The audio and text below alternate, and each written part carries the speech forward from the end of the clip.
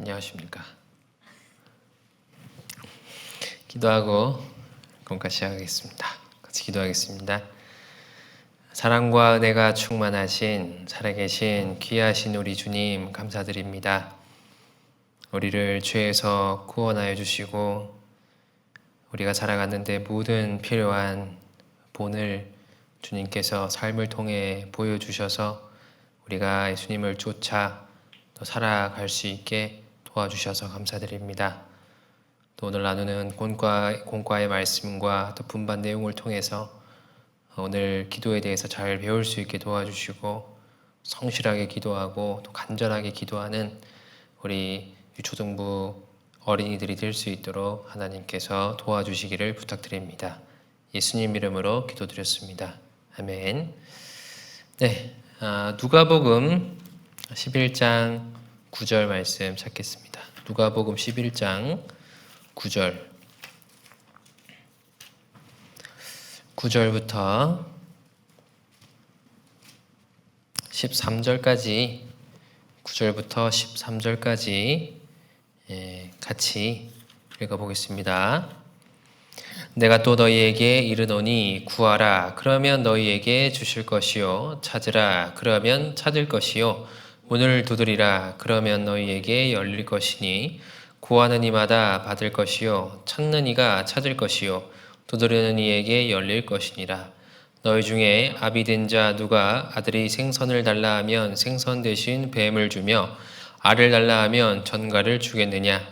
너희가 악할지라도 좋은 것을 자식에게 줄 알거든 하물며 너희 천부께서 구하는 자에게 성령을 주시지 않겠느냐 하시니라.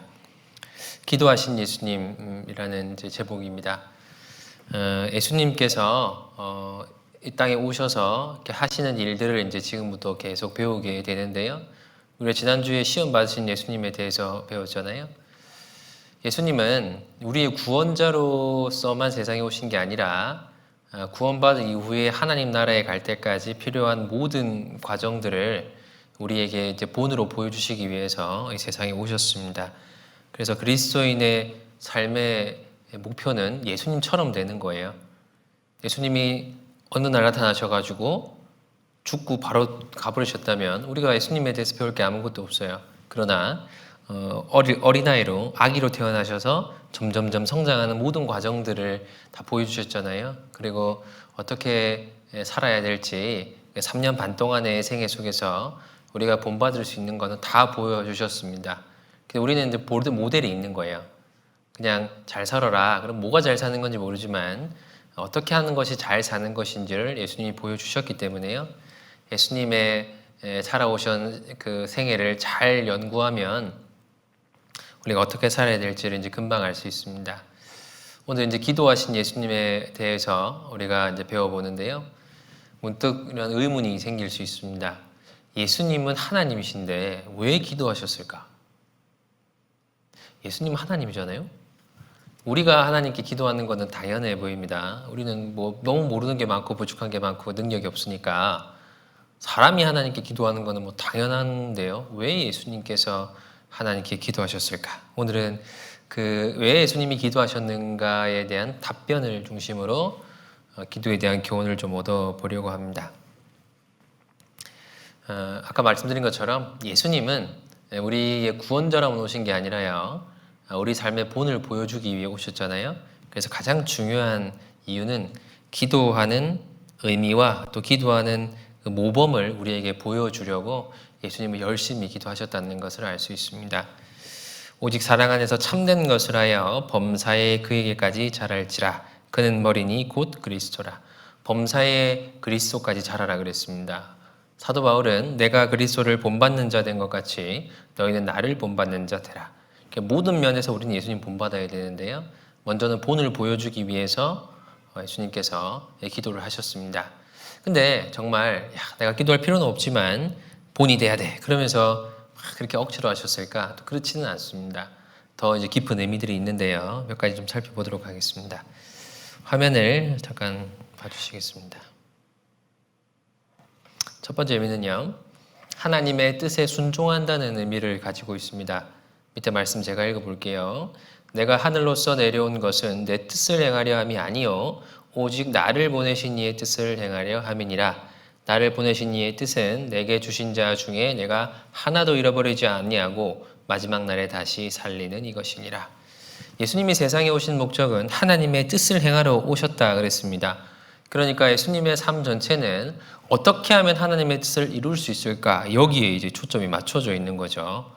그래서 예수님은 마음대로 사신 게 아니라요. 하나님의 뜻을 어떻게 하면 이룰까 그런 생각을 하고 사신 겁니다. 그러니까 하나님께 끊임없이 질문하고 하나님과 교제해야 되는 거죠. 마음대로 살려면 아무에게도 안 물어봐도 돼요. 그러나 누군가의 지시대로 하려고 하면 그것이 제대로 됐는지, 이렇게 해도 되는 건지, 또 잘했는지 끊임없이 이제 물어보려고 할 겁니다. 그래서 예수님은 중요한 일을 하시기 전에 항상 기도하셨어요. 전도하시기 전에 이제 기도하셨습니다. 새벽 5일 미명에 예수께서 일어나 나가 한적한 곳으로 가서 거기서 기도하시더니 그 이후에 보면 파란 글씨 이르시되 우리가 다른 가까운 마을들로 가자. 거기서도 전도하리니 내가 이를 위하여 왔노라. 예수님은 전도하시기 전날도 올라가서 기도하셨어요. 무슨 기도하셨겠습니까? 말씀을 듣는 영혼들이 내 말에 귀를 기울이고 마음을 열게 해달라고 기도했겠죠. 사람의 마음을 여는 것은 사람에게 달려 있습니다. 하나님은 두드리시지만 마음을 여는 것은 사람에게 달려 있잖아요.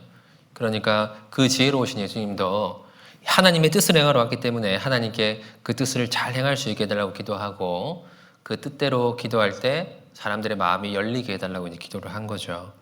그리고 하나님의 뜻을 이루는 이 일에 사람들이 필요했습니다. 그래서 제자들을 따로 세우셨는데 제자들을 세우기 전날도 기도하셨어요. 이때 예수께서 기도하러 산에 올라가사 밤이 맞도록 하나님께 기도하시고 밝음에 그 제자들을 부르사 그 중에 12를 택하여 사도라 칭하셨으니 당시 예수님 따라다니는 사람들이 많았거든요. 제자들만 있었던 게 아니라 12명만 있었던 게 아니라 더 많았습니다. 근데 그 많은 사람 중에 특별히 하나님이 데리고 다니시면서 전도하실 사람들이 필요했던 거예요. 12명을 뽑아야 됩니다. 사람 뽑는 게 참 어렵거든요. 사람 마음을 잘 모르기 때문에 그렇습니다. 근데 사람의 마음을 다 아시는 하나님께서 그 사람을 뽑는 데 있어서도 하나님께 기도하셨습니다. 적당한 사람, 하나님의 일에 적합한 사람들을 이제 뽑기 위해서 기도하셨어요. 물론 이제 가룟 유다가 그 안에 섞였습니다. 그건 다 이유가 있어서 들어갔지만 하나님은 예수님께서는 주님의 뜻을 행하러 왔기 때문에 하나님의 뜻에 순종한다는 의미로 모든 일에 앞서서 기도를 한 거예요. 우리가 사사기 배우다 보면 사람들이 하나님을 사랑하지 않고 하나님께 불순종할 때 상태가 하나님께 물어보지 않고 자기 소견에 오른 대로 행했다 하는 특징이 있습니다. 원래는 이스라엘 사람들이 여호수아 죽고 난 이후에 전쟁하러 갈 때도 물어봤어요. 우리가 누가 먼저 올라가서 저 사람들을 칠까요? 그러면 하나님께서 대답을 해주셨거든요. 근데 막 마음대로 살다 보니까요. 하나님으로부터 마음이 많이 멀어졌습니다. 그래서 나중에는요. 왕이 없으므로 자기들의 마음에 소견에 오른 대로 행하였다 그랬어요. 마음대로 행동했던 겁니다. 부모에게 순종하는 자녀들은 매사에 부모에게 물어봐요. 엄마 이거 먹어도 돼요? 이거 사도 돼요? 어디 가도 돼요? 친구들이랑 놀다 와도 돼요? 그건 부모에게 순종한다는 표시잖아요. 근데 부모를 전혀 상관하지 않고 부모의 말씀에 순종할 의지가 없는 그런 아이들은 안 물어봅니다.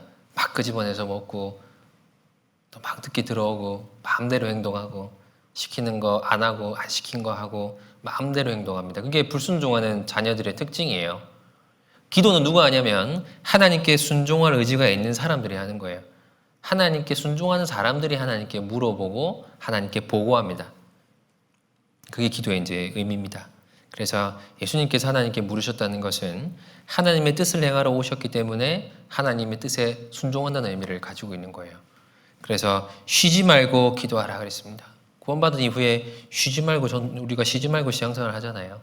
모든 신앙생활이 하나님의 뜻에 순종한다는 의미를 보여주기 위해서 우리가 하나님 앞에 쉬지 않고 기도하는 것이 필요한 거고요.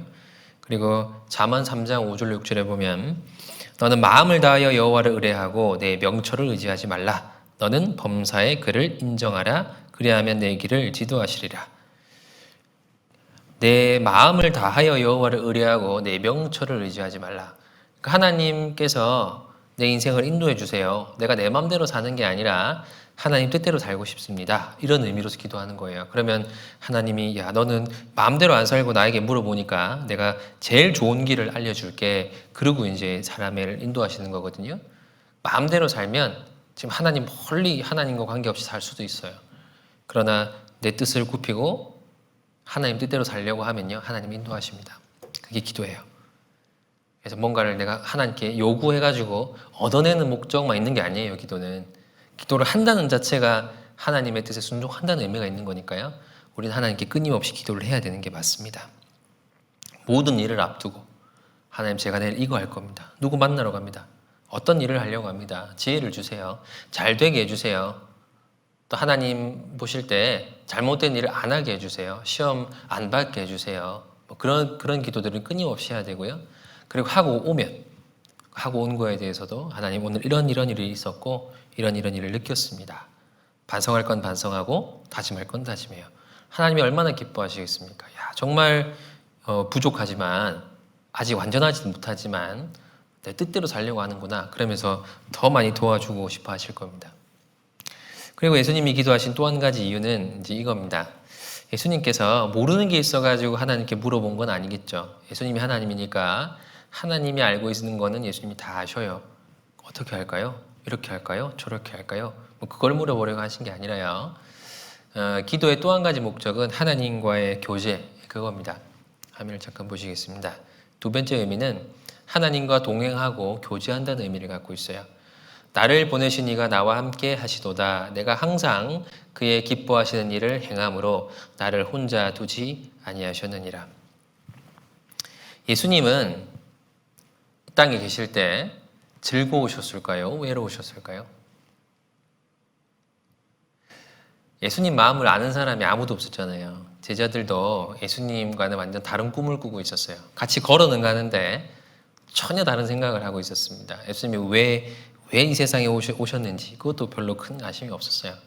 예수님 왕 되면 한 자리 할 생각을 하고 있었죠. 죽기 전날 예수님 너무 괴로운데 옆에서 졸았습니다. 그 정도로 예수님 마음에 공감이 전혀 안 되는 사람들밖에 없었어요. 또 그런 사람만 있는 게 아니라 예수님 잡아 죽이려고 하는 사람들도 많았잖아요. 정말 인간적으로 예수님은 외로움을 많이 느끼셨어요. 그리고 예수님의 식구들도 예수님 보고 미쳤다고 했거든요. 자, 그런 예수님이 마음의 그런 외로움과 힘듦을 누구와 교제하면서 달래셨을까? 하나님이겠죠. 그죠? 그래서 이 교제는요, 기도한다는 의미를 갖고 있습니다. 이 기도는 교제한다는 의미를 가지고 있습니다. 뭔가 필요한 게 있어서 얻어낸다든지, 모르는 게 있어서 물어본다든지, 뭐 그런 의미를 넘어서서요, 기도 자체는 대화를 의미하는 거예요. 그러니까 예수님은 항상 모든 매일매일의 삶을 하나님과 대화하면서 위로를 얻고 또 마음의 힘을 얻으셨을 거예요. 하나님, 어제는 사람들과 이런 교제를 했고 누가 와서 누구를 고쳐주고 또 어떤 사연이 있는 사람들이 왔었습니다. 그런 얘기들을 하나님과 끊임없이 대화로 했을 겁니다. 그리고 마지막 죽으시기 전날 그 십자가에 달리실 때는 정말 고통스러운 기도를 하셨었죠. 이게 이제 겟세마네 기도에서 동산에서 기도하시는 예수님 모습을 그림으로 그린 건데요. 겟세마네 동산이 이제 이렇게 생겼어요. 여기 어딘가에서 예수님이 이제 기도를 하셨을 겁니다. 뭐라고 기도하셨냐면, 내 아버지여, 만일 할만하시거든 이 잔을 내게서 지나가게 하옵소서. 그러나 나의 원대로 마옵시고 아버지의 원대로 하옵소서. 이걸 뭘 해달라는 기도가 아니잖아요, 그죠? 그냥 아버지 뜻대로 하셔요. 어차피 뜻대로 하실 겁니다. 예수님은 정해진 대로 가실 거예요. 뭔가를 뭐 물어본다든지 아니면 뭐 뭔가를 바꿔본다든지 그런 의미가 아니라 그냥 하나님의 마음을 다시 한번 확인하고 자기가 이 일을 감에 있어서 마음의 담대함을 달라는 기도였죠. 이 와중에도 제자들은 졸고 있었습니다. 속상하셨을 거예요. 아무도 혼자 세상을 살 수 없어요. 그죠? 만약에 우리와 마음이 통하는 사람이 단 한 명도 없으면 우리는 얼마나 힘들겠어요. 예수님처럼. 근데 예수님은 늘 하나님과 교제하면서 힘을 얻었잖아요. 기도는 하나님과 교제하는 방법입니다. 우리도요, 기도를 통해서 하나님과 교제를 해야 돼요. 마음이 힘들고 외롭고 또 어려울 때도 있습니다. 그러나 그것이 하나님과 기도할 수 있는 또 통로가 되는 거예요. 아무도 내 마음을 몰라주고 아무도 나를 위로해주지 못할 때 하나님께 기도하고 하나님께 도와달라고 하면 하나님은 그 마음을 지켜주십니다. 그래서 빌립보서 4장 6절 7절에 보면 아무것도 염려하지 말고 오직 모든 일에 기도와 간구로 너희 구할 것을 감사함으로 하나님께 아뢰라. 그리하면 모든 지각에 뛰어나신 하나님의 평강이 그리스도 예수 안에서 너희 마음과 생각을 지키시리라. 자, 예수님이 돌아가시는 거는 해야 될 일이에요. 예수님도 그걸 잘 아셨습니다. 정말 피하고 싶어서 하나님께 마지막으로 물어본 게 아니에요. 그 길을 가는 게 어렵지만 하나님 마음으로 갈 수 있는, 하나님의 마음으로 내가 그 길을 끝까지 갈 수 있는 힘과 위로를 달라고 기도하신 거겠죠. 우리도 그래요. 교회 나오는 거 당연하죠. 또 점점점 나이가 들어갈수록 해야 될 일들은 더 많아집니다. 어려운 일들도 더 많아져요. 그렇다고 해서 하나님 이거 안 하게 해주세요. 면제시켜 주세요. 신앙생활 안 해도 살 수 있게 해주세요. 이런 기도 우리가 못 하잖아요. 힘들지만 해야 됩니다. 근데 그 힘이 어디서 나오냐면 하나님과 하는 교제에서 나오는 거죠. 이걸 해야 한다는 마음과 생각이 기도하면서 지켜지는 거예요. 그래서 우리에게는 끊임없는 위로가 필요해요. 우리는 계속적인 어떤 마음의 동기가 필요합니다. 그 동기를 기도가 주는 거예요. 그래서 저는 개인적으로 이 기도의 목적은 하나님과 교제하는 것이 더 크다고 생각해요. 우리가 친한 친구가 있으면 대화 많이 하잖아요. 별로 안 친하면 말을 별로 안 하잖아요. 친밀한 것의 어떤 그 증거가요, 서로 많은 대화를 나누는 거라고 생각합니다. 친할수록 말을 많이 해요. 이런저런 별일 아닌 것도 많이 대화를 합니다. 근데 안 친하면 정말 필요한 얘기만 하잖아요. 용건만 딱 얘기하잖아요. 근데 정말 친한 사람하고는 쓸데없는 얘기도 다 하죠. 정말 사소한 얘기들도 다 나눕니다. 근데 그런 사소한 대화들이 나눠지고 또 마음의 비밀이 나눠지는 가운데 꼭 대화에서 뭔가 핵심적인 내용, 내 마음을 위로할 만한 중요한 내용이 없다 하더라도요, 마음이 통한다는 자체가 위로가 되잖아요. 하나님께 많이 얘기해 보세요. 혼자 얘기하는 것 같지만 그래도 하나님은 듣고 계셔요. 그리고 그 듣고 계시다는 그 사실이 우리 마음에 큰 위로를 줍니다. 그리고 하나님은 답을 주셔요. 음성을 들리게 하는 게 아니라 말씀을 통해. 정말 내가 괴로울 때요, 기도하고 힘들 때 기도하고 뭐 궁금한 게 있을 때 기도하면 하나님이 음성으로 알려주는 게 아니라요, 말씀으로 알려주십니다. 분반할 때 들릴 수도 있고 본가 말씀 중에 들릴 수도 있고 아니면 부모님의 말씀에서 또 그 답이 들릴 수 있어요. 기도하는 사람은 그 얘기를 듣습니다. 그래서 주님이 듣고 계시는구나, 대답을 해주시는구나. 그 기도의 맛을 느낀 사람들은 계속적으로 기도를 하게 되겠죠. 그래서 역사상 정말 훌륭하게 살았던 그리스도인들은 전부 기도에 힘썼습니다. 사도들이 그 초대교회 때 집사를 뽑았거든요. 그러면서 우리가 물건을 나누는 일에 힘을 쓸 수가 없다. 우리가 딱 두 가지 일에만 전념하려고 한다. 그게 뭐냐면 말씀 전하는 것과 기도하는 거였어요. 우리는 말씀과 기도에 전무하겠다 그랬습니다. 얼마나 기도가 중요하면 기도에 전무하겠다고 얘기를 했을까요? 하루에 얼마나 기도하십니까?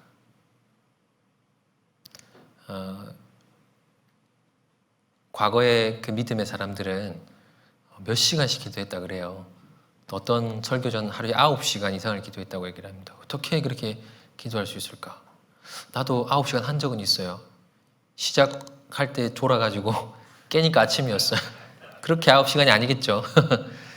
그냥 기도를 9시간 한 거예요. 진짜 기도 그 정도로 하나님과 깊이 대화한 사람이 어떻게 잘 못 살 수 있겠어요. 우리는 정말 기도를 배워야 돼요. 하나님과 더 오래 기도하고 더 깊이 기도하고 기도하는 것이 즐거운 그런 어린이들이 됐으면 좋겠습니다. 그리고 주님이 기도하신 특징 중에 하나가요, 홀로 조용한 곳에 가서 기도하셨어요. 그 의미가 있습니다. 새벽 오히려 미명에 예수께서 일어나 나가 한적한 곳으로 가서 거기서 기도하셨더니, 자, 예수님은 기도하셨는데 한적한 곳에 가셨어요.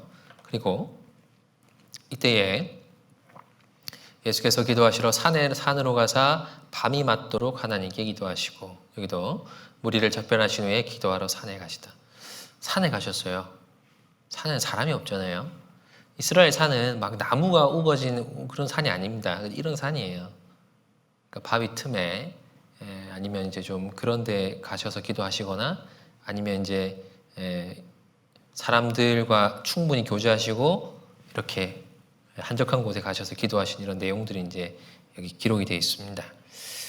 이건요, 뭐 간단한 의미가 있습니다.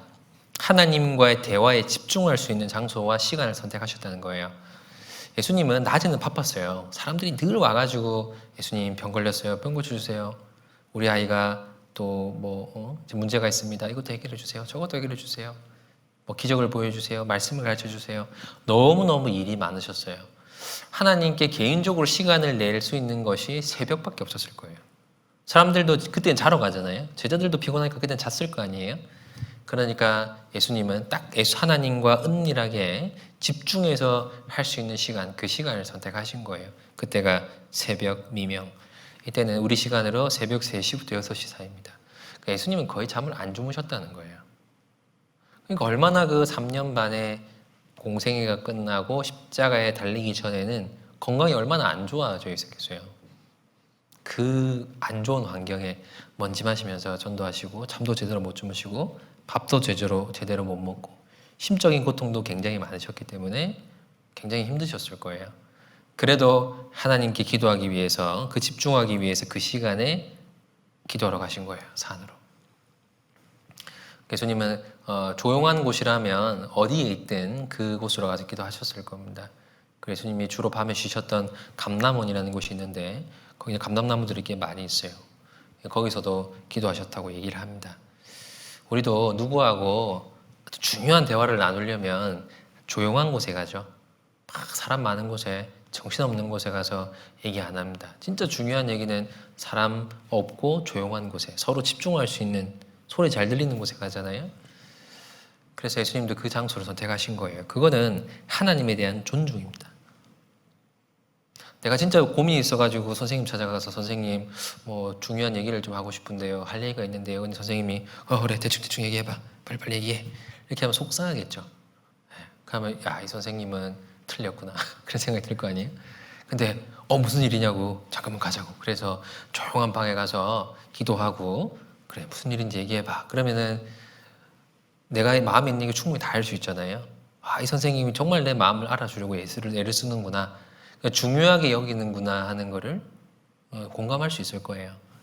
예수님께서 왜 하나님과의 기도를 위해서 그 장소를 선택하셨을까? 그만큼 그 대화를 중요하게 여겼다는 거예요. 우리도 기도할 때 배워야 될 게 이겁니다. 정말 은밀한 장소, 조용한 시간, 그때를 선택하는 거예요. 집중이 제일 잘 되는 시간, 그때를 선택해야 돼요. 기도는 해야겠고 시간 없고 그러니까 대충 그냥 이렇게 막 후다닥 해치우는 그런 기도는 여러분이 고민이 있어서 선생님 찾아갔을 때 선생님이 대충 얘기해봐. 요점만 얘기해. 빨리 얘기하고 가. 그런 거랑 같은 거예요. 그럼 듣고 싶어도 못 듣죠. 중요한 얘기는 할 수도 없습니다. 기도할 때 우리가 그 시간이 인색해지잖아요. 내 이거 해야 되는데 너무 피곤한데 하루 종일 내 쓸 시간 다 쓰고 자기 전에 기도하려고 하면 기도할 수 있는 내용이 너무 짧아져요. 집중력도 흐트러집니다. 제일 맑을 때 기도해야 됩니다. 정신이 맑을 때. 우린 예수님처럼 안 바빠요. 그죠? 우린 예수님처럼 정신없지가 않아요. 하루 중에 충분히 시간 낼 수 있는 때가 있습니다. 그래서 그 시간에 하나님께 무릎 꿇고 기도하면 하나님께서 정말 귀담아 듣고 좋아하실 거예요. 그래서 아침에 일어났을 때 자기 전에 꼭 기도하고 또 그 시간에는 꼭 아침 일어났을 때는 오늘 하루를 살 계획에 대해서 하나님께 말씀드리고 주에 안 지게 해달라고 기도하고 그런 기도들이 필요하고요. 하루를 돌아보는 기도를 할 때는 뭘 잘못했는지 기도하고 반성하는 기도와 더불어서 하루를 쭉 돌아보면 감사할 게 얼마나 많겠어요. 그래서 오늘 무사히 하루를 마치고 어제처럼 편안하게 잠자리에 들 수 있는 거에 대해 감사하고 또 우리 가족들 아무 일도 안 일어나고 잘 지켜주신 거에 대해 감사하고 코로나가 막 유행해도 나는 오늘 코로나 안 걸렸네 그것도 감사한 거고 하여튼 감사할 게 너무 많아요. 그렇게 감사한 기도를 하고 하루를 마무리하면 좋습니다. 그래서 이거 이제 우리 교회가 아니라도요 이건 아주 중요한 부분이라고 얘기를 합니다. 은밀하게 기도하게 은밀하게 기도하라고요. 이 사람 주위에 아무도 없잖아요. 조용히 침상에서 기도하는 거예요. 사람들이 예수님께 물었어요. 예수님 기도를 가르쳐 주세요. 그러니까 이렇게 얘기를 합니다. 너는 기도할 때에 내 골방에 들어가 문을 닫고 은밀한 중에 계신 내 아버지께 기도하라. 은밀한 중에 보시는 내 아버지께서 갚으시리라. 예수님도 이렇게 얘기하셨어요. 예수님이 이렇게 기도하셨기 때문에 예수님이 이렇게 말씀하시는 겁니다. 기도하려면 조용한 데 가서 하나님께 집중해서 기도해라. 하나님께 집중해라. 집중하는 게 하나님께 순종한다는 의미, 하나님을 존중한다는 의미를 갖고 있는 거예요. 집중해야 됩니다. 그래서 골방에 갔을 때요, 예수님이 쫙 나타나시잖아요. 감동적인 사진이죠. 아무도 없는 것 같지만 하나님이 이렇게 만져주십니다. 이거는 다이를 불문하고 느낄 수 있어요. 정말 기도할 때 하나님이 탁 만져주시면 마음에 얼마나 큰 위로가 되는지 모릅니다. 그래서 어려운 일, 여러분도 어려운 일 있잖아요. 누구나 어려운 일이 있어요. 스트레스는 어린아이도 다 받습니다. 초등학교 되면 충분한 스트레스 받을 거예요. 기도하세요. 조용한 데 들어가서 기도하세요. 구원을 아직 못 받았으면 구원받게 해달라고 기도하시고, 구원받고 난 이후에 여러 가지 친구들과의 관계, 구원받지 못한 부모님들과의 관계, 아니면 내 누나나 오빠나 형이나 동생하고의 또 싸우거나 갈등이 있으면 기도하세요. 너무 속상하고 또 마음이 또 아프면 또 그때도 기도해야 돼요. 그럼 하나님이 정말 구원받은 사람의 마음은 이렇게 만져주고 고쳐주십니다. 예수님이 돌아가시기 잡히시기 전날 밤에요, 하나님께 아주 긴 기도를 올리셨어요. 이게 요한복음 17장에 나오는데 한번 찾아보겠습니다. 요한복음 17장. 제가 몇 절을 끊어가면서 읽어드리겠습니다. 17장 내용에 크게 이제 네 가지를 위해 기도하셨는데요. 첫 번째는 하나님의 영광을 위해 기도하셨습니다. 1절을 제가 읽어보겠습니다. 예수께서 이 말씀을 하시고 눈을 들어 하늘을 우러러 가라사대 아버지여 때가 이르렀사오니 아들을 영화롭게 하사 아들로 아버지를 영화롭게 하게 하옵소서. 자, 아버지를 영화롭게 하게 해달라. 나를 통해서 하나님이 영광을 받게 해주세요. 이 말은 결국 하나님을 영광스럽게 만들고 싶다는 뜻이잖아요. 하나님께 영광을 돌리는 기도를 먼저 하셨습니다. 이게 예수님의 마지막 기도예요. 자, 그러니까 예수님은 평생의 삶이 하나님께 영광을 돌리는 삶을 사셨거든요. 이제 남은 마지막 것이 뭐예요? 십자가잖아요. 그러니까 하나님은 이미 예수님 통해 영광을 받으셨지만 예수님께 남은 마지막 그 임무, 그것을 통해서 내가 아버지께 영광을 돌릴 수 있게 기도해 주세요. 도와주세요. 그런 기도를 마지막에 하신 겁니다. 그래서 주기도문, 예수님이 가르치셨던 주기도문의 첫 번째 단락이 딱 그거잖아요. 같아요. 하늘에 계신 우리 아버지여 이름이 거룩히 여김을 받으시오며. 하나님의 이름이 거룩히 여김을 받는 것, 하나님의 이름이 높아지는 게 우리 기도의 첫 번째죠. 그래서 하나님의 이름이 영광 받으시는 것이 우리 기도의 가장 처음이 돼야 될 겁니다. 구원해 주셔서 감사합니다. 우리 그래서 천지를 만드신 하나님 아버지, 사랑이 충만하신 하나님, 은혜로우신 하나님, 하나님의 성품에 대해서 먼저 얘기하잖아요. 하나님 이렇게 하지 안 하고 하나님이 어떤 분인가, 내가 개인적으로 크게 느끼는 그 하나님의 성품에 대해서, 하나님의 속성에 대해서 먼저 얘기하잖아요. 천지 만물을 창조하신, 우리를 구원하신 그런 것들은 하나님께 영광이 돼요. 네. 우리가 그냥 아빠 그런 것보다 사랑하는 아버지, 그러면 더 아버지가 감사하지 않겠어요? 그러니까 그런 어떤 수식이 하나님께 영광이 이제 될 겁니다. 마땅히 하나님께서 받으셔야 될 그런 찬송을 우리가 기도할 때 먼저 할 수 있는 거예요. 예수님은 아버지 영광을 위해 먼저 기도하셨습니다. 그 다음에는 예수님이 감당하셔야 될 일을 위해서 기도하셨어요. 4절에 보면 아버지께서 내게 하라고 주신 일을 내가 이루어 아버지를 이 세상에서 영화롭게 하셨사오니 아버지여 창세전에 내가 아버지와 함께 가졌던 영화로서 지금도 아버지와 함께 나를 영화롭게 하옵소서.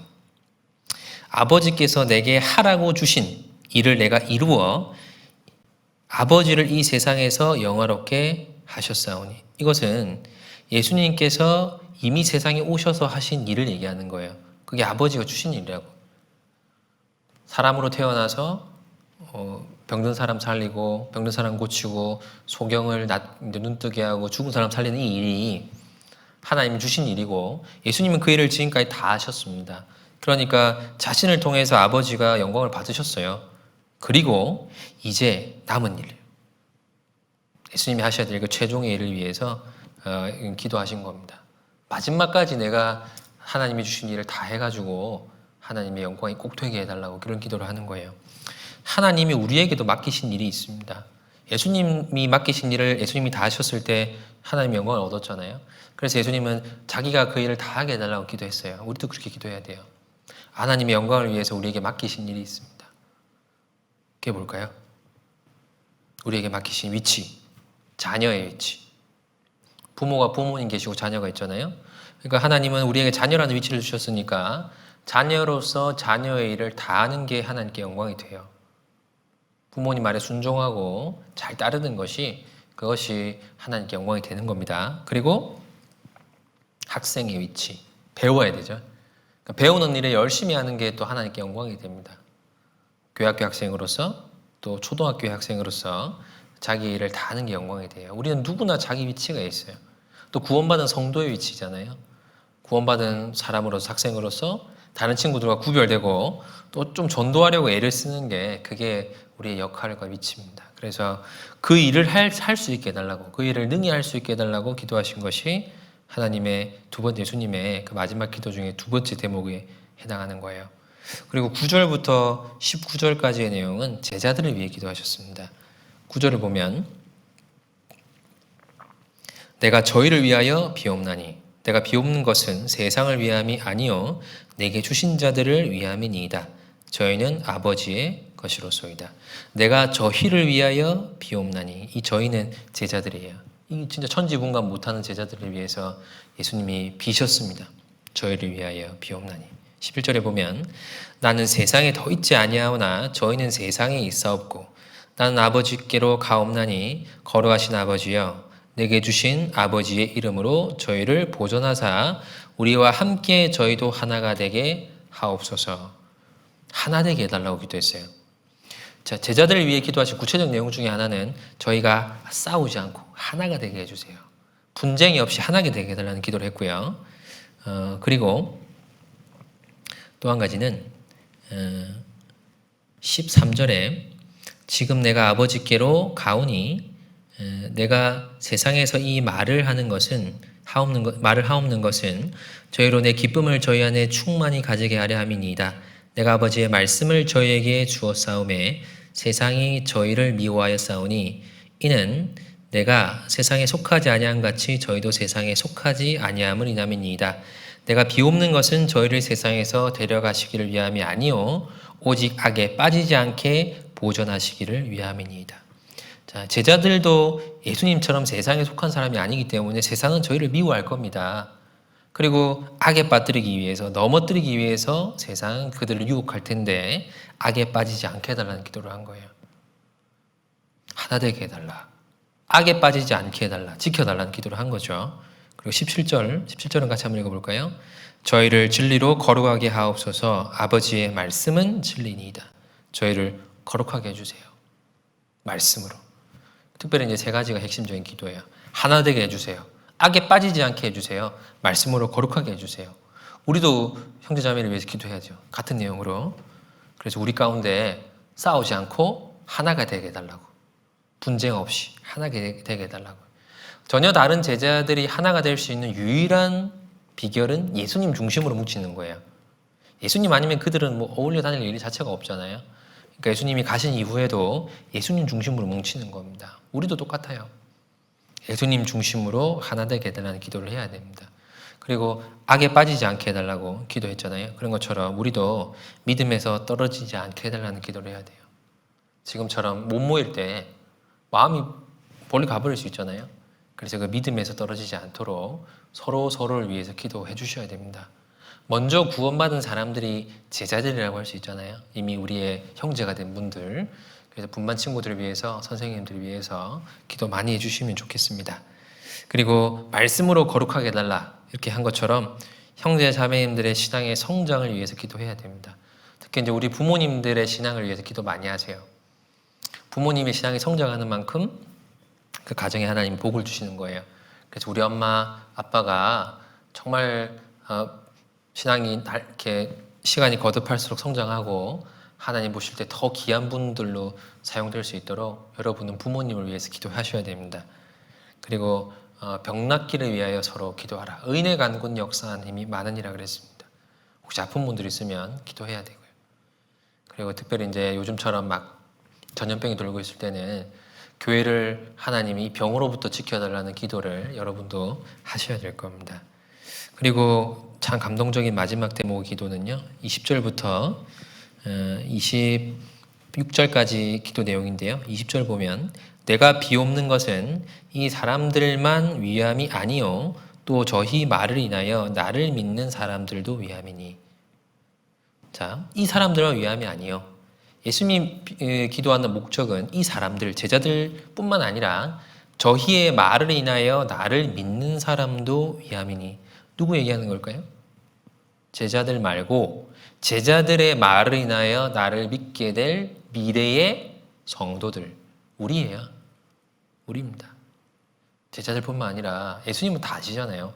제자들이 전도해가지고 어떻게 전도돼서 어디까지 전도될지를 예수님 아십니다. 그러니까 제자들에게 하셨던 그 기도의 내용을 나중에 예수님 제자가 될 사람들에게도 동일하게 적용하신 겁니다. 우리를 위해서 기도하신 거예요. 22절에 보면 내가 주신 영광을 내가 저희에게 주었사오니 이는 우리가 하나 된 것 같이 저희도 하나가 되게 하려 함이니이다. 저희도 하나가 되게 해주세요.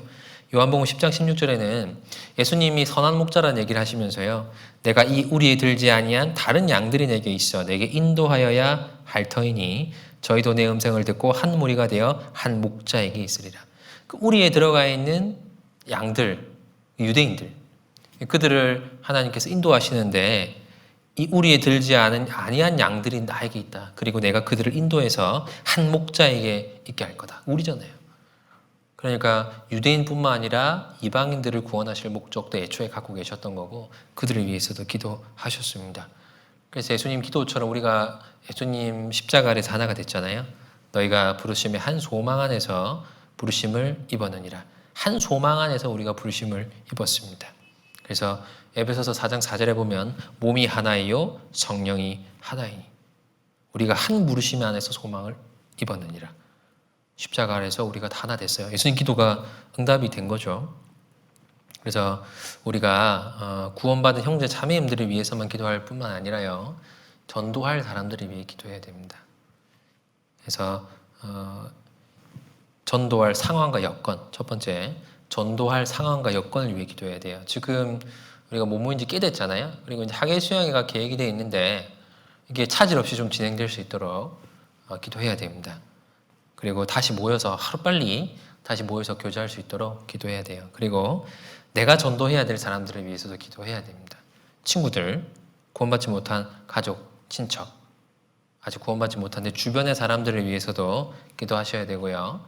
그리고 기도 부탁 받은 분들, 구원받지 못한 분들 중에 현재 전도가 진행되고 있는 분들을 위해서도 기도하셔야 됩니다. 그게 예수님이 마지막, 아직 구원받지는 않았지만 미래의 성도가 될 사람들을 위해서 하신 기도, 그 안에서 우리가 배울 수 있는 거예요. 종합하면 바라시는 것을 기도하신 겁니다. 하나님의 영광을 위해 예수님이 감당하실 그 일을 위해서, 제자들을 위해서, 이후에 구원받을 성도들을 위해서. 대충 기도하셨나요? 간절히 기도하셨나요? 간절히 기도하셨잖아요. 같이 읽겠습니다. 내가 또 너희에게 이르노니 구하라 그러면 너희에게 주실 것이요 찾으라 그러면 찾을 것이요 문을 두드리라 그러면 너희에게 열릴 것이니 구하는 이마다 받을 것이요 찾는 이마다 찾을 것이요 두드리는 이에게 열릴 것이니라. 강청해야 됩니다. 강하게 하나님께 구해야 돼요. 대충 건성으로 한두 번 하는 게 아니라 강하게 기도해야 됩니다. 꼭 들어달라고 간구해야 돼요. 예수님은 되게 땀이 피가 되도록 기도했다 그랬잖아요. 심한 눈물과 통곡으로 하나님께 간구를 올렸다고 했습니다. 예수님이 하는 모든 기도는 사소한 게 없었어요. 하나님의 영광을 위해서, 자신의 사역을 위해서, 그리고 제자들과 미래에 구원받을 사람, 그 어느 것 중에 소홀히 할 수 있는 게 없잖아요. 그러니까 그 중요한 주제를 놓고 정말 간절하게 기도한 거예요. 두드리라. 우리도 강하게 두드려야 돼요.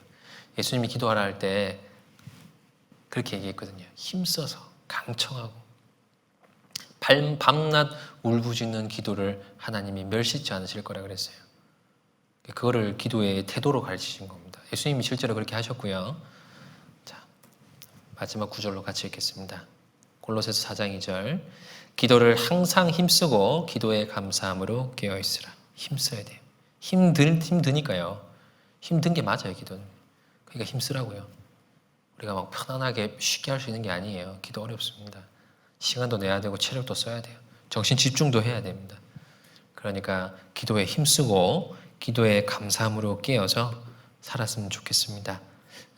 주제를 한 번만 정리하면 하나님의 뜻에 순종한다는 의미, 하나님과 교제한다는 의미, 그리고 또 하나님께 집중해서 기도해야 한다는 그 의미와 또 하나님께 바라는 것들을 기도하는데 강청해서 간구하는 그런 간절함 갖고 기도해야 한다는 그런 교훈을 함께 받아봤습니다. 네, 기도하겠습니다. 사랑과 은혜가 충만하신 하나님 감사합니다. 우리가 오늘 공과 말씀을 통해서 예수님의 기도의 이유와 기도의 태도와 기도의 내용을 통해 우리가 어떻게 기도해야 할지를 함께 살펴보았습니다. 하나님께서 우리에게 기도할 수 있는 특권을 주셨고 우리가 그 기도를 했을 때 들어주시겠다는 약속을 해 주신 것을 우리가 잘 알고 있습니다. 이 귀한 그리스도인으로서의 특권을 소홀히 않도록 도와주시고 우리가 해야 할 모든 일들을 하나님께 간절히 기도함으로 잘 해낼 수 있도록 도와주시기를 부탁드립니다. 예수님 이름으로 기도드렸습니다. 아멘.